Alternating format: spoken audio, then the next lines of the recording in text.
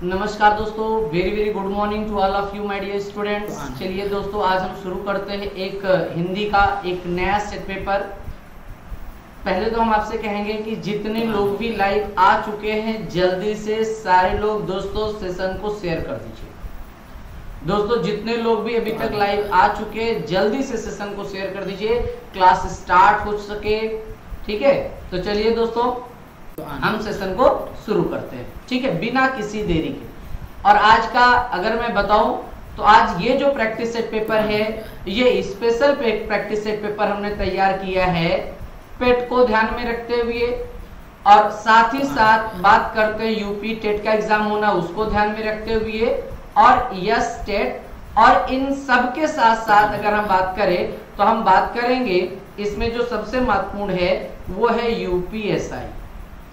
ये आपके 4 एग्जाम या जितने भी वनडे एग्जाम होते हैं दोस्तों, सारे के सारे वनडे एग्जाम में यहाँ से क्वेश्चन आप आसानी से देखेंगे, ऐसे ही क्वेश्चन आपको एग्जाम में मिलेंगे। ठीक है, तो चलिए दोस्तों हम सेशन को शुरू करते हैं। वेरी वेरी गुड मॉर्निंग है ऑल ऑफ यू, जितने लोग हमारे साथ जुड़े हुए हैं सारे लोगों को वेरी वेरी गुड मॉर्निंग है। बस एक बात मैं आपसे कहना चाहूंगा, सेशन शुरू करने से पहले दोस्तों एक बार सारे लोग सेशन को जोरदार शेयर कर दीजिए।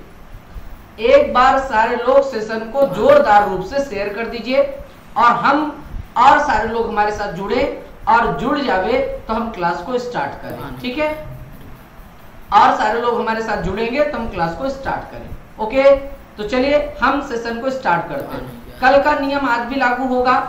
आपको सबसे पहले आपके स्क्रीन पर एक क्वेश्चन दिखेगा, क्वेश्चन के बाद आपको हम 4 ऑप्शन देंगे।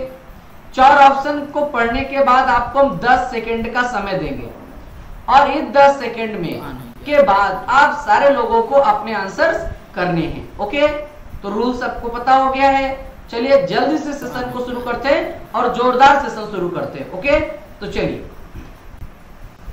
देखिए दोस्तों, आपके स्क्रीन पर सबसे पहले जो क्वेश्चन आ रहा है वो आ रहा है अनुदिनम। पहला क्वेश्चन है अनुदिनम में कौन सा समास है? अनुदिनम।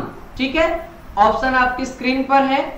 अव्ययीभाव समास, कर्मधारय समास, बहुव्रीहि समास और द्वंद्व समास। ठीक है, तो चलिए दोस्तों जल्दी से आपका मैं काउंटडाउन शुरू करता हूं। आपका काउंटडाउन शुरू हो चुका है। 7 सेकेंड, 6 सेकेंड, अब आपके 4 सेकेंड है, 2 सेकेंड, 1 सेकेंड। बहुत बढ़िया। चलिए अब आपके कमेंट आने शुरू हो जाने चाहिए। चलिए ठीक है, हम देख रहे हैं कि आपके कमेंट आने शुरू हो गए हैं। चलिए बहुत बढ़िया भाई, बहुत बढ़िया। ठीक है, आंसर तो आपका आ ही रहा है, बहुत धुआंधार आंसर दे रहे हैं आप लोग। आंसर तो सारे लोग दे रहे हैं, तेजी के साथ दे रहे हैं आंसर। ठीक है, देखिए ये जो क्वेश्चन है दोस्त अनुदिनम, तो चलिए हम कंप्यूटर महोदय से पूछते हैं कि भैया इसका रियल आंसर क्या होगा, क्योंकि हमने देखा बहुत सारे लोगों ने जो आंसर किए हैं सॉरी, बहुत सारे लोगों ने ए आंसर किया है और बहुत सारे लोगों ने इसमें आज बी भी आंसर किया है। इसका मतलब द्वंद्व और दिगु पर लोगों का ध्यान नहीं गया कि ये दो तो नहीं होंगे, 50-50 का मामला फंस रहा है। तो चलिए दोस्तों बिना किसी देरी के हम आपके आंसर को देख लेते हैं कि इसका रियल आंसर क्या होगा। चलिए, तो आप सारे लोग अपने आंसर मिला लीजिए। जितने लोगों ने अभी तक अव्ययीभाव समास का आंसर दिया था, आप सारे लोगों के आंसर सही हैं दोस्तों, एकदम सही आंसर है आपके अनुदिनम। कोई बहुत बड़ी बात नहीं। आपको मैंने बताया था कि अव्ययीभाव की पहचान क्या है। अव्ययीभाव की बात करें हैं तो सबसे पहले शब्द क्या होना चाहिए? अव्यय होना चाहिए, पहली विशेषता।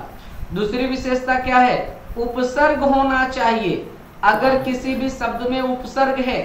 तीसरी विशेषता क्या है? द्वित्व होना चाहिए। चौथी विशेषता क्या है? संख्यावाची होना चाहिए। लेकिन एक खासियत है, संख्यावाची के साथ साथ क्या होना चाहिए? संख्यावाची होगा तो द्वंद्व आपका दिगु हो जाएगा, लेकिन ध्यान रखना संख्यावाची के बाद अगर नदीवाचक हो गया तब गड़बड़ हो जाएगा, तब अव्ययीभाव समास। तो अव्ययीभाव समास की पहचान कैसे कैसे कर सकते हैं? सबसे पहले तो अव्ययीभाव की पहचान दोस्तों हम कर सकते हैं आपके प्रथम पद प्रधान से। प्रथम पद प्रधान से, दूसरा है अव्यय से कि प्रथम पद क्या होना चाहिए, अव्यय होना चाहिए। उसके बाद क्या है, तीसरा है उपसर्ग होना चाहिए। चौथा क्या है, द्वित्व होना चाहिए।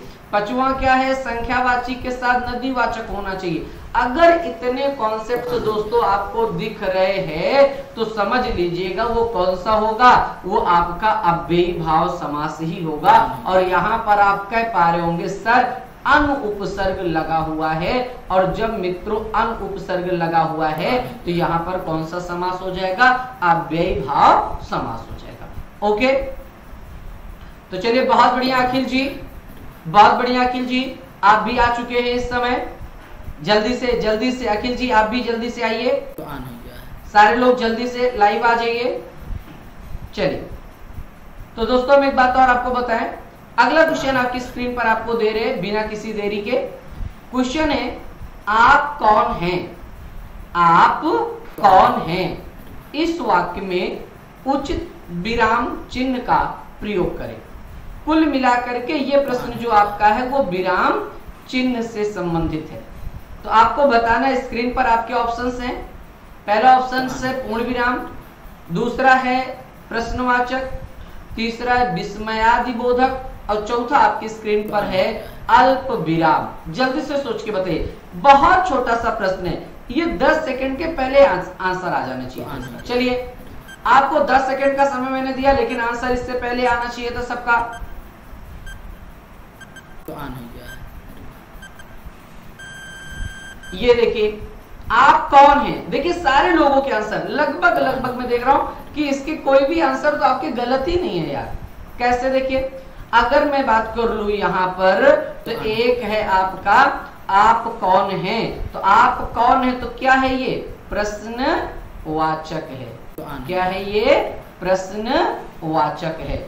अगर मित्र ये प्रश्नवाचक है, सोच के बताना, अगर मित्र ये प्रश्नवाचक है तो चिन्ह कौन लगेगा, पूर्ण विराम का नहीं, चिन्ह लगेगा इस हंसिया वाले का। तो आंसर क्या होगा, आंसर अब हम देखते हैं कि कंप्यूटर महोदय आंसर क्या बता रहे हैं। एकदम सही आंसर है। सारे लोगों के आंसर इस प्रश्न का, मैंने जब तक कमेंट देखा है, मैंने देखा है कि इस प्रश्न के आंसर में 95% के आंसर एकदम सही आए। इसमें 95% के लोगों के आंसर लगभग सही आए हैं। 2-4 लोगों ने थोड़ा सा गलत किया, उन्होंने पूर्ण विराम बताया, नहीं पूर्ण विराम नहीं होगा। देखिए आप याद रखिएगा, अगर कह रहा है कि कौन है, अगर ये कह रहा है कौन है, मतलब नहीं समझ पा रहे, तो मैं समझा रहा हूं। कह रहा है कौन है, मतलब कौन, क्या, कैसे, क्यों, कब, कहां, ये सारे के सारे शब्द क्या है दोस्त, तो ये सारे के सारे शब्द आपके हैं प्रश्न सूचक। और प्रश्न सूचक शब्दों में क्या होता है, तो प्रश्न सूचक शब्दों में हमेशा प्रश्नवाचक लगता है। प्रश्नवाचक का सिंबल क्या है, तो प्रश्नवाचक का सिंबल ये है। ठीक है, तो चलिए क्वेश्चन अगला आपकी स्क्रीन पर है, और इस क्वेश्चन को बार बार मैंने पढ़ाया है। इस क्वेश्चन का आंसर तो मैंने बार बार आपको बताया, और एग्जाम में भी बहुत पूछा गया है। सो ये बहुत ही इंपॉर्टेंट है, इसको आप बताइएगा। हिंदी किस परिवार की भाषा है, तो आइए देखते हैं। पहला ऑप्शन है सामी हामी, दूसरा ऑप्शन है भारोपी, तीसरा है काकेशी, और चौथा है पापुई। तो जल्दी से बताइए, आपका आपको मैं समय जो दे रहा हूं दोस्त, सारे लोगों को जो समय दे रहा हूं वो 10 सेकंड का समय है। पढ़ लिया, आपका टाइम शुरू हो गया। मिराज खान, शिवम जी, मोहम्मद नसीम, नम्रता, साक्षी, अखिल जी, आपका टाइम खत्म होता है। जल्दी से कमेंट करिए। आप कमेंट का टाइम आ गया दोस्त, आपके कमेंट करने का समय आ गया है। जल्दी से कमेंट करके बताइए।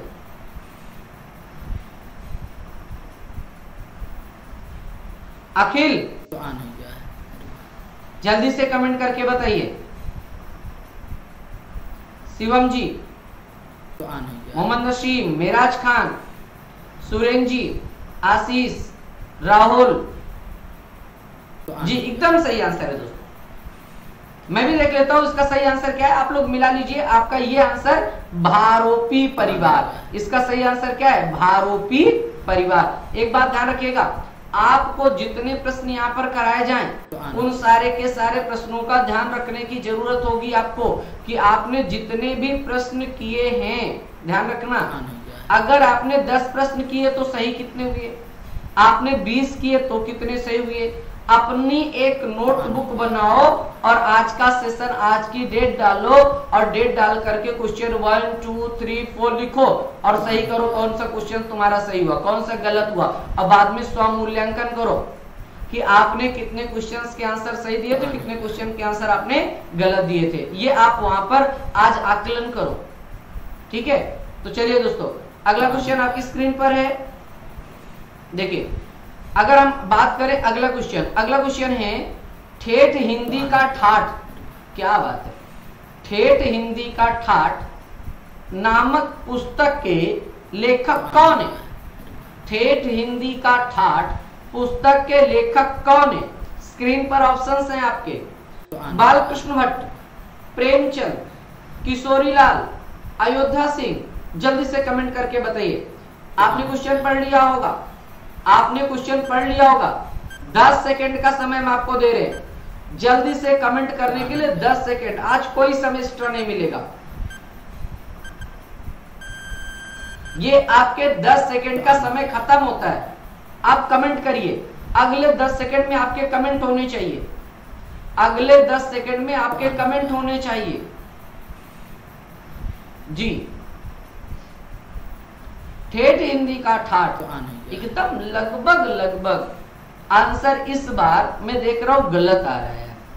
नहीं, लगभग इस बार का आंसर आपका गलत आ रहा है मित्र। गलत का मतलब है सारे लोगों को मैं देख रहा हूं कि अधिकतर लोग या तो प्रेमचंद की ओर जा रहे या तो किशोरीलाल की ओर जा रहे, और हम आपको बताएं ये दोनों नहीं। तो चलिए आप अपने आंसर को मिलाइए। इसका सही आंसर आपकी स्क्रीन पर है, इसका सही आंसर है अयोध्या सिंह। अर्थात कह सकते हैं ठेठ हिंदी का ठाठ पुस्तक के लेखक है अयोध्या सिंह।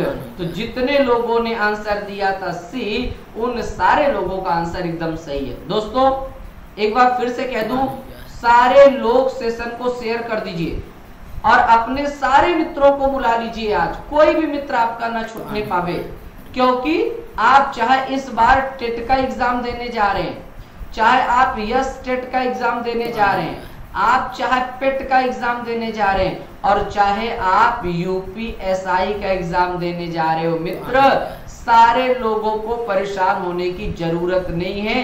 हिंदी का पूरा कॉन्सेप्ट आपको इस चैनल पर मिलेगा।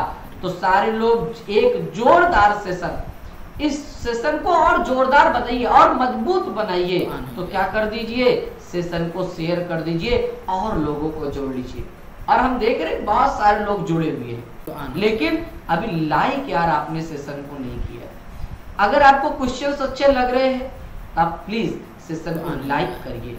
एक बात और, अगर आपको लग रहा है कि चैनल पर अब आपको अच्छे कंटेंट्स मिल रहे हैं तो आप भी सब्सक्राइब करिए और अपने मित्रों को भी सब्सक्राइब करवाइए चैनल को। और आपका चैनल है सिलेक्शन एकेडमी, क्योंकि यहाँ पर लेटेस्ट न्यूज का मतलब यहाँ पर मैं कह दूं तो यहाँ पर लेटेस्ट अपडेट है आपके, चाहे हिंदी का हो चाहे जीएस का हो, इन दोनों टाइम के आपके लेटेस्ट क्वेश्चंस आपके सामने परोसे जा रहे हैं। और आप आइए उनको पढ़िए और हो सकता है किसी में से 2-4 क्वेश्चन से मुलाकात एग्जाम में भी हो जाए। ओके, तो चलिए दोस्तों बात करते हैं अगला क्वेश्चन। तो अगला क्वेश्चन आपका हमने स्क्रीन पर दे दिया है। निम्नलिखित में से कौन सा स्त्रीलिंग में प्रयुक्त होता है, आपको बताना स्त्रीलिंग शब्द कौन सा है। तो स्क्रीन पर आपके क्वेश्चंस हैं। क्वेश्चन नंबर पहला है ऋतु, दूसरा है पंडित, तीसरा है हंस, चौथा है आचार्य। तो आपके 4 ऑप्शंस मैंने दे दिए और 4 ऑप्शन के बाद आपका काउंटडाउन शुरू होता है 10 सेकंड का। जल्दी से आंसर कमेंट करो, जल्दी से दोस्तों सारे लोग आंसर कमेंट करो। अब मैं आपके आंसर देख रहा हूं, चलिए मैं तब तक आपकी कमेंट देख लेता हूं।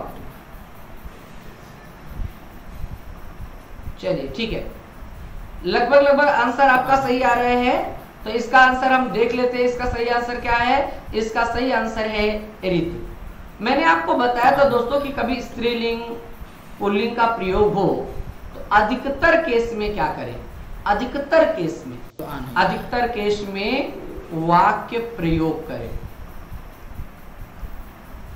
क्या करें, वाक्य प्रयोग करें। और वाक्य प्रयोग करने पर आपको जब महसूस हो जाए कि उसका प्रयोग आप स्त्रीलिंग में कर रहे हैं कि पुल्लिंग में, लेकिन ये आंकड़ा, ये जो बात है, ये ध्यान रखना केवल 89% तक कारगर है, 100% कारगर नहीं है मित्र। इस बात का ध्यान रखना सारे लोग। हाँ, ये आपके 100% कारगर नहीं है। तो चलिए बात करते हैं। जैसे देखो, पंडित जी होते हैं, पंडित जी आते हैं, आचार्य पढ़ाते हैं, हंस उड़ता है, लेकिन ऋतु आती है। ऋतु क्या है, आती है। पंडित जी बोलते हैं, कभी आपने सुना है कि पंडित बोलती है? नहीं, पंडिताइन बोलती है। तो पंडित क्या है, पुल्लिंग है। आचार्य का स्त्रीलिंग क्या होता है, तो आपको मालूम होगा आचार्य का स्त्रीलिंग होता है आचार्या। आप प्रत्यय लगा करके आज हम आचार्य को बना रहे हैं। हंस उड़ते हैं, हंस क्या है, उड़ते हैं। मोर उड़ते हैं, मोरनी उड़ती है। तो आप ध्यान में रखना है, ऋतु आता नहीं है, ऋतु आती है। तो ऐसा प्रतीत हो रहा है वाक्य प्रयोग। देखो वैसे तो वाक्य प्रयोग में बहुत सारे नियम, सैकड़ों नियम है हिंदी में। स्त्रीलिंग से पुल्लिंग को जानने के लिए, पुल्लिंग को स्त्रीलिंग में, ये बहुत सारे नियम हैं। लेकिन हमने देखा है कि अधिकतर अगर आपने कॉन्सेप्ट बनाने का प्रयास किया, वाक्य प्रयोग करिए तो अधिकतर, जैसे मैं कह दूं, एक उदाहरण दे रहा हूं, कार क्या है, तो लोग कहेंगे सर कार चलता है। कभी आपने सुना है कार चलता है? नहीं। आपने हमेशा क्या कहा है, आपने कहा है कार चलती है। आपने हमेशा कहा है कार क्या है, कार चलती है। तो भैया जब चलती है तो कार क्या हो गई, स्त्रीलिंग हो गई कि नहीं? स्त्रीलिंग हो गई ना। अब समझ में आया कि नहीं आया? अब क्लियर हो गया? अच्छा, चलते हैं अगला क्वेश्चन। तो चलिए अगला क्वेश्चन स्क्रीन पर आपके आ रहा है। गिरा हुआ के लिए एक शब्द, गिरा हुआ, कुल मिलाकर के ये जो क्वेश्चन है ये है वाक्यांश का एक शब्द आपको बताना है। जो गिरा हुआ है उसके लिए क्या कहेंगे? पतित कहेंगे, लुंठित कहेंगे, धाराशायी कहेंगे, पातकी कहेंगे। अब क्या कहेंगे आपको यहाँ पर बताना है। गिरा हुआ के लिए एक शब्द, वाक्यांश का एक शब्द। तो चलिए आपका काउंटडाउन शुरू होता है अब, और इस बार 10 सेकंड के पहले ही आपके कमेंट आने चाहिए दोस्तों। इस बार सारे लोगों के 10 सेकंड के पहले ही आपके कमेंट आने चाहिए। चलिए बहुत बढ़िया, सारे लोगों के आंसर आ गए, बहुत बढ़िया। जितने लोगों ने इसका आंसर दिया है ए, उन सारे लोगों का आंसर सही है। पतित है वो, जो गिर गया है वो क्या है, गिरा हुआ, पतित। जैसे चरित्र में गिरा हुआ, तो चरित्र का पतन होता है, पतित है वो। पेड़ पत्ते, पेड़ से पत्ते गिरते हैं, तो पेड़ से पत्ते क्या हो रहे हैं, पतित हो रहे हैं। तो आप ध्यान रखना यहाँ पर सही उत्तर क्या होगा दोस्त, तो यहाँ पर सही उत्तर हो जाएगा पतित। और हमने देखा है लगभग आंसर आपके सबके सही है। ठीक है दोस्तों, हाँ आप सही कह रहे हैं। ऐसा ही सेशन हम लेकर के आएंगे, और हम आपको बता दें बहुत जल्द आपके इकोनॉमिक्स के लिए भी हम MCQ ला रहे हैं। MCQs जो ला रहे हैं, मल्टीपल चॉइस क्वेश्चंस, ये बहुत जल्द आपका इसकी भी सीरीज शुरू करेंगे। अभी हिंदी की सीरीज चली रही है, बहुत सारी प्रैक्टिस करेंगे और देखिएगा आज के क्वेश्चन में आप कितना कर पाते हैं। आज के पूरे सेशन में आप कितना क्वेश्चन कर पाते हैं। चलिए अगला क्वेश्चन आपकी स्क्रीन पर है, निम्नलिखित में से कौन सा वर्ण व्यंजन नहीं है। क्या क्वेश्चन है भैया, आओ देखें, बेहतरीन क्वेश्चन दिया इन्होंने, ध्यान में रखना है। कौन सा वर्ण व्यंजन वर्ण नहीं है, क्या क्वेश्चन है भाई, इंपॉर्टेंट डालो इसको, तो इंपॉर्टेंट नहीं, मोस्ट इंपॉर्टेंट डालो, मोस्ट इंपॉर्टेंट क्वेश्चन है ये, आपको बताना है कौन सा आपका, आपके पास पहला ऑप्शन पढ़ दे रहा हूं, पा ला ज्ञा उपरोक्त सभी। तो चलिए काउंटडाउन शुरू होता है, आप जल्दी से बताइए कौन सा वर्ण व्यंजन वर्ण नहीं है।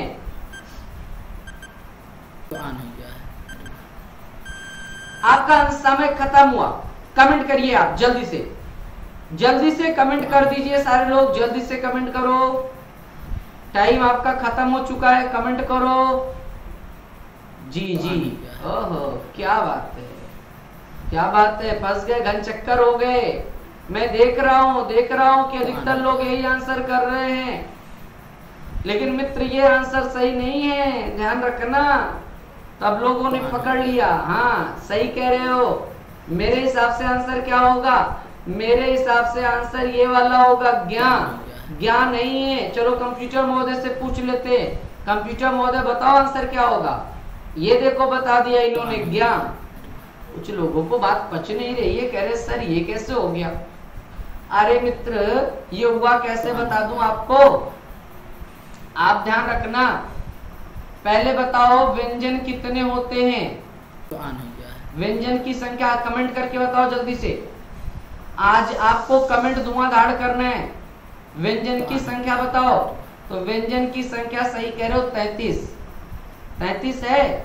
अच्छा हमारे पास वर्ग कितने वर्गीय व्यंजन है, तो का से लेकर के मां तक कितने हो जाते हैं 25, का से लेकर के मां तक। उसके बाद यारा लावा, जिसको आज आप क्या कहते हो, क्या कहते हैं, अर्ध स्वर कहते हैं, ठीक है ना। उसके बाद स ख स ह, ठीक है। तो 4 ये हो गए, तो बताओ कितना हो गया 33। तो जब व्यंजन ही 33 होते हैं तो यही तो हो गया ना। तो ज्ञा कहां से आ गया, इसका मतलब ज्ञा व्यंजन नहीं है, ठीक है, ध्यान में रखना। ज्ञा व्यंजन नहीं है। तो क्या है सर, इसको व्यंजन नहीं कहते, इसको कहते हैं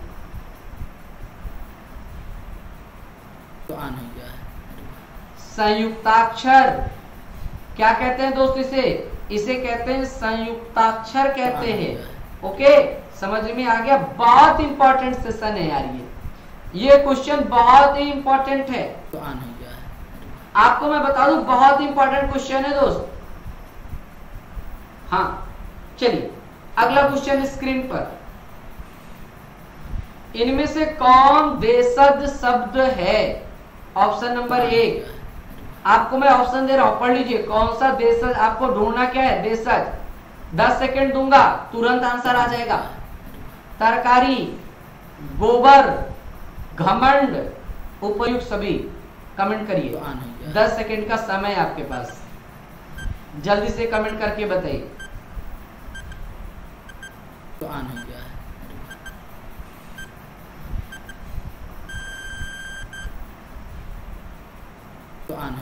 बहुत बढ़िया, ठीक है, एकदम सही आंसर है आप लोगों के।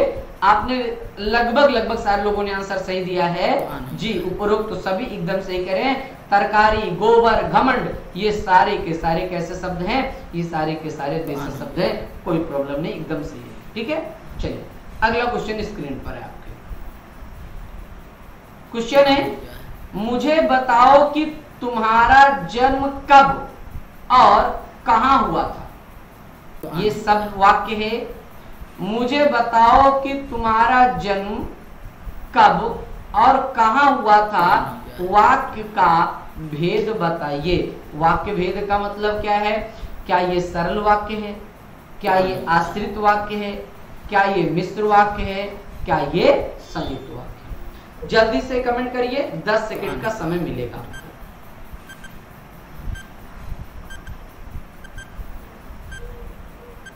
तो आन हो गया है।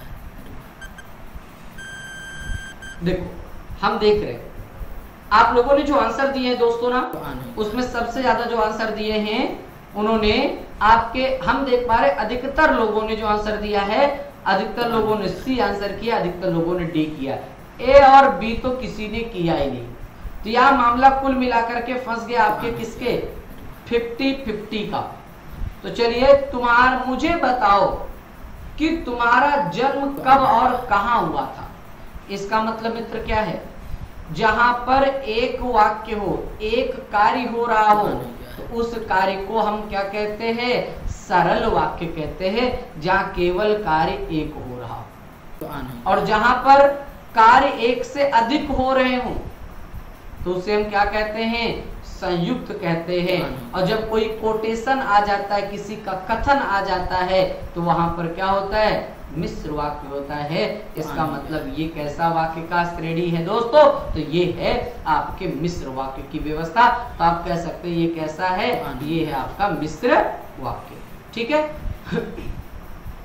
समझ में आई बात, उम्मीद है इतनी बात सबके समझ में आ रही होगी, क्लियर है। तो चलिए कोई बात नहीं है, अगला क्वेश्चन है आपके पास। दोस्तों आप लोग बिना शेयर किए मत भूलिए भाई, मैं देख रहा हूं इतने लोग लाइव हैं, लेकिन लाइक का बटन में कोई नहीं दाब रहा यार। अरे लाइक नहीं कर रहे हो तो कोई बात नहीं यार, मैं कह रहा हूं डिसलाइक कर दो, कुछ तो कर दो। लाइक कर दो, नहीं कर रहे तो डिसलाइक कर दो, कर दो बस। ठीक है, चाहे तुम लाइक करो चाहे तुम डिसलाइक करो, लेकिन करो कुछ। तो आन हो गया है। और बताओ डिसलाइक क्यों किया है, डिसलाइक किया है तो मुझे कमेंट करके बताओ, ध्यान में आ जाना चाहिए था। चलो ऑप्शंस आपको दे रहे हैं।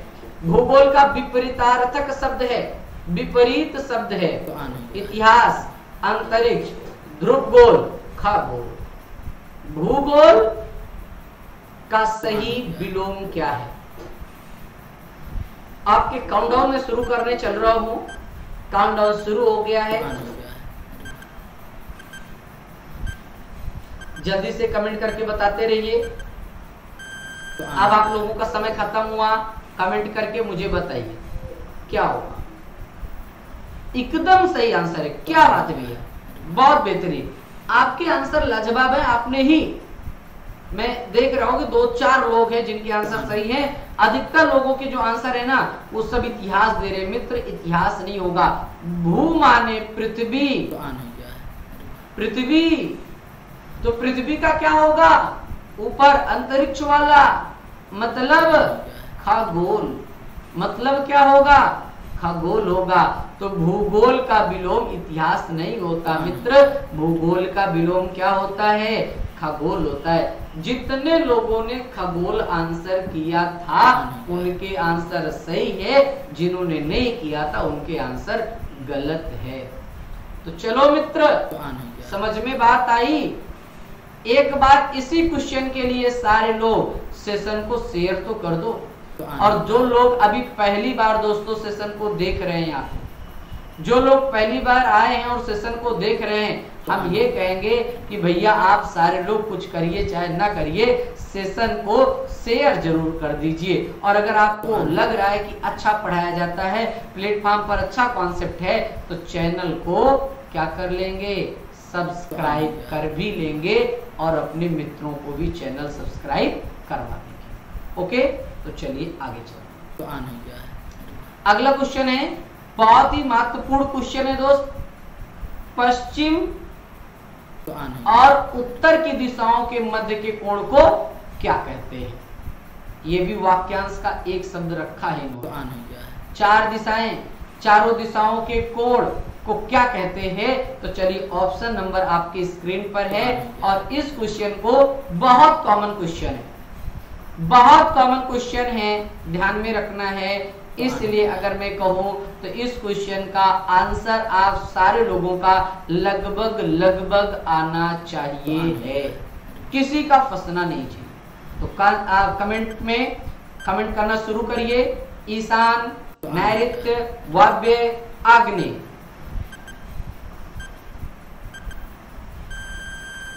तो आन हो गया है। बहुत बढ़िया, आंसर आपका खत्म।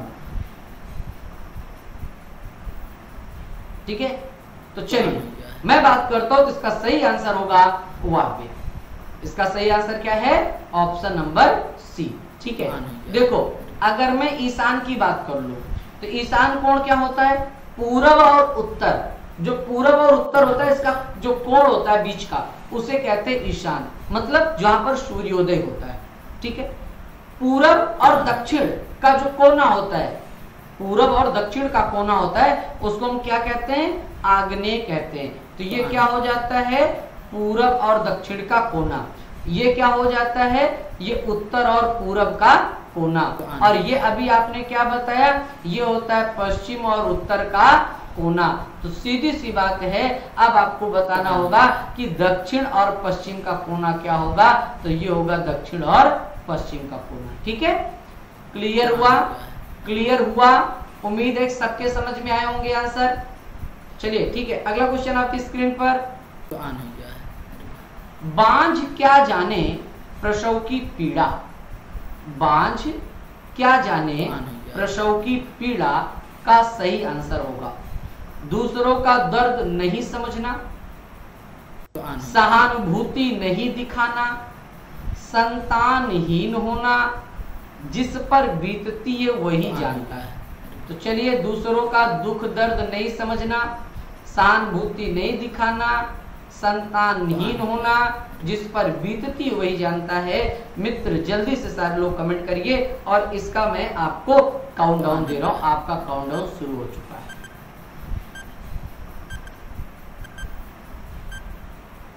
तो आन हो गया है। ध्यान से प्रश्न को पढ़िएगा। ये प्रश्न आपको लग आसान रहा, लेकिन आसान है नहीं। बांझ क्या जाने प्रसव की पीड़ा, मतलब जिसने बच्चे को जन्म ही नहीं दिया वो प्रसव पीड़ा नहीं समझ सकता। मतलब क्या होगा? एक तो लगभग लग रहा है कि दूसरों के दर्द को ना समझना, और एक दूसरा लग रहा है कि जिस पर बीतती वही जानता है। एकदम सही लग रहा है आपको। अगर आप ये बता रहे हैं कि सर जिस पर बीतती वही जानता है, इसका सही आंसर यही होगा, जिस पर बीतती है वही जानता है। ठीक है, तो बांझ क्या जाने प्रसव की पीड़ा, इसका सही उत्तर है जिस पर बीतती है वही जानता है। ठीक है, तो चलिए क्वेश्चन नंबर नेक्स्ट है आपकी स्क्रीन पर। तो आन हो गया है। आपको ध्यान रखना है, कल अभी मैंने कुछ दिन पहले, अभी इसके कुछ दिन पहले मैंने आपको व्यंजन संधि हमने आपको पढ़ाए, नहीं पढ़ाया? पढ़ाया। अभी इसी का ही एक क्वेश्चन आपको हम दे रहे हैं, और जल्दी से कमेंट करिएगा कौन सा व्यंजन संधि का उदाहरण नहीं है। ध्यान देना, है नहीं कह रहा है, कौन सा व्यंजन संधि का उदाहरण नहीं है, आपको बताना वो व्यंजन संधि नहीं है। तो चलिए जल्दी से कमेंट करिए, टाइम आपका शुरू होता है अब।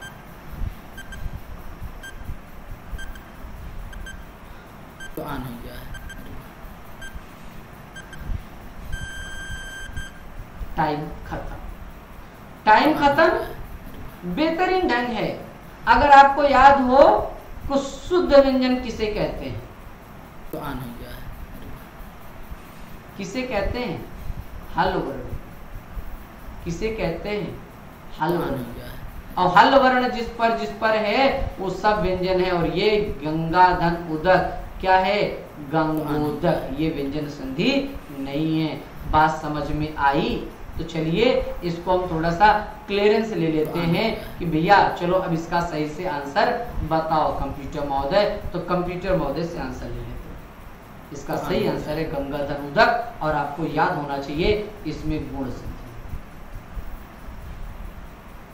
तो आन हो गया है। क्या हो रहा है? गुण संधि। अगला क्वेश्चन स्क्रीन पर है आपके। निर्विवाद में समास है। तो आन क्या बढ़िया क्वेश्चन। समास के दो क्वेश्चन रखे इन्होंने, अच्छी बात है। कर्मधारय, अव्ययी भाव, द्वंद्व, बहुव्री, जल्दी से बताइए। काउंटडाउन शुरू हो गया है। निर्विवाद में समास है, कर्मधारय, अव्ययी भाव, द्वंद्व और बहुव्री। आपके आंसर जल्दी आने चाहिए, आपका टाइम खत्म होता है दोस्तों।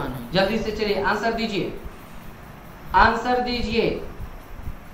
बिना विवाद के, जहां विवाद नहीं है, विवाद की विशेषता है, वो विवाद युक्त नहीं है, विवाद रहित है। समझ में आ गया? हाँ, तो आन हो गया। समझ में आ गया ना? हाँ, क्लू है, इसीलिए तो कह रहा हूं कि कर्मधारय होगा। इसका सही आंसर क्या होगा दोस्त? तो इसका सही आंसर हो जाएगा कर्मधारय, क्योंकि बिना विवाद के, यहाँ कह रहे जहां पर विवाद नहीं होता है अर्थात विवाद रहित है, उस विवाद की विशेषता है कि विवाद नहीं है, वहां पर निर्विवाद। एक बात और ध्यान रखना, यहाँ पर अव्ययी भी हो सकता है। क्यों हो सकता है? क्योंकि निरुपसर्ग भी है। तो अगर आप में से किसी ने अव्ययी भी लगाया हो तो उसको हम सही कह देंगे। क्यों? कुछ लोग कहेंगे सर एक ही आंसर सही होता है, मैं कह रहा हूं एक से अधिक आंसर भी मित्र सही होते हैं। ठीक है, तो चलिए, लेकिन यहाँ पर पहली प्रायोरिटी जो देंगे वो किसको दे रहे हैं? ये आपके कर्मधारय को। ओके, ठीक है, आगे चले तो चलते हैं अगला क्वेश्चन। क्या बात? तो आन हो गया है। भारत मुनि ने नाट्य शास्त्र में भावों की संख्या कितनी मानी है? तो आन हो गया है। क्वेश्चन स्क्रीन पर है। 49, 39, 09 और 08। आपका काउंटडाउन शुरू होता है अब। तो आन हो गया है।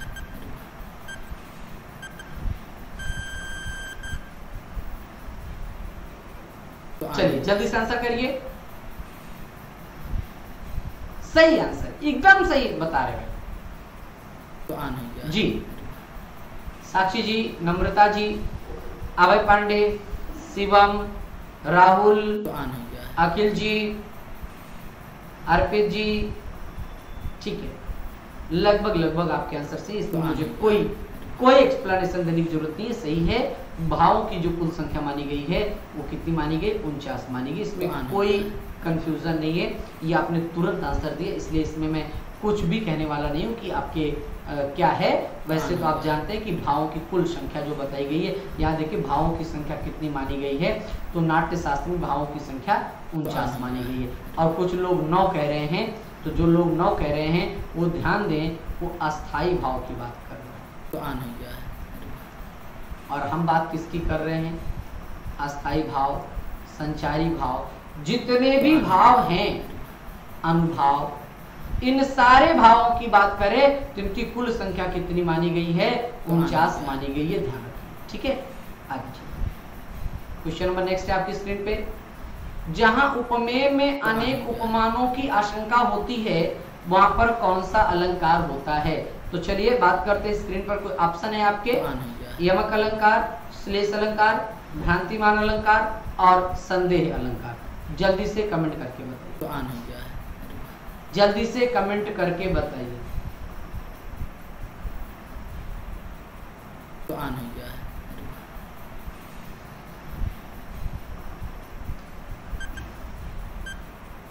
तो आन हो गया है। 10 सेकंड के बाद आज 11वां समय नहीं दिया जाएगा।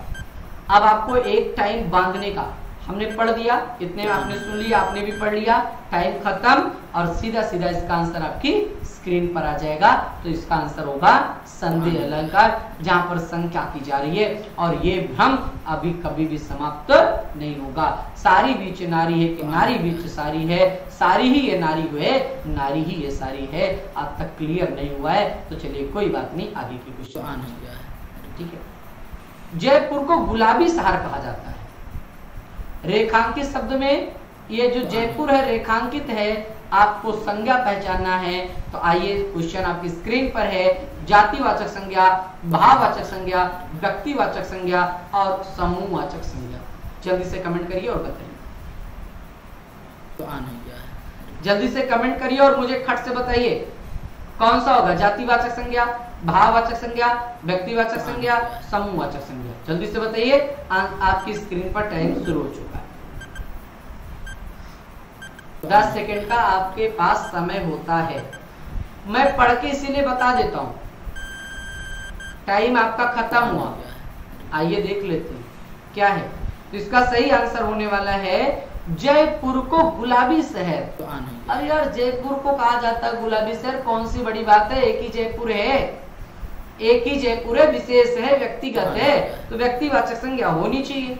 है व्यक्तिवाचक, कंप्यूटर महोदय भी बता रहे, हाँ भैया यहाँ पर व्यक्तिवाचक संज्ञा ही है, तो आ नहीं गया। चलिए कोई बात नहीं, अगले क्वेश्चन की ओर चलते हैं। अगला क्वेश्चन आपकी स्क्रीन पर है, यह मेरी पतंग है। मेरी शब्द अंडरलाइन है, दिख रहा है। रेखांकित शब्द में सर्वनाम पहचानिए, क्या बात है।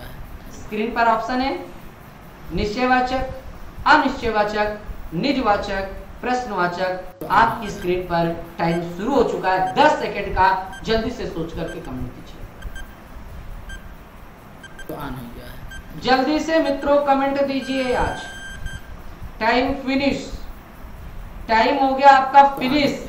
अरे भैया मेरी पतंग है, मेरी, निज की बात नहीं करें, मेरी पतंग है, निश्चित है मेरी। और यहाँ पर क्या होता है, निज में स्वयं जब होता है, स्वयं, तो यहाँ पर मेरी पतंग है, निश्चित है, तुम्हारी नहीं है, उसकी नहीं है, मेरी है, तो क्या हो जाएगा, निश्चयवाचक हो जाएगा। मित्र देख रहा हूं कि निज निज निज पर आप लोगों के कमेंट धराशायी हो रहे हैं, आप धड़ाधड़ धड़ाधड़ धड़ाधड़ आप फायरिंग कर रहे हैं, तो चलिए कोई बात नहीं है, इसको क्लियर कर लीजिएगा। और दोस्तों एक बात आपको बता दें, ये बहुत ही इंपॉर्टेंट क्वेश्चन है, इंपॉर्टेंट नहीं, बहुत इंपॉर्टेंट क्वेश्चन है। और सबसे खास बात, आज का सेशन हम यही समाप्त करते हैं, और कल आपके लिए एक नया टॉपिक लेकर के हिंदी में सुबह 9 बजे प्रस्तुत होंगे। आप सारे लोगों ने ज्वाइन किया है, आप सारे लोगों को बहुत बहुत धन्यवाद, बहुत बहुत धन्यवाद। तो आ नहीं